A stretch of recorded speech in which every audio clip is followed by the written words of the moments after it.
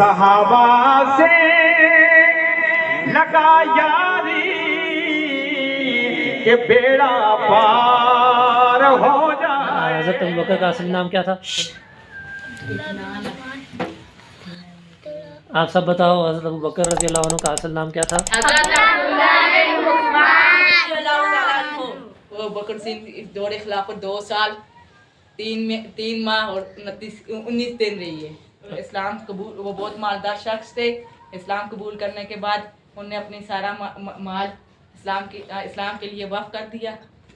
حضرت عائشہ حضرت ابوبکر کی بیٹی اور حضرت محمد صلی اللہ علیہ وسلم کی زوجہ ہیں.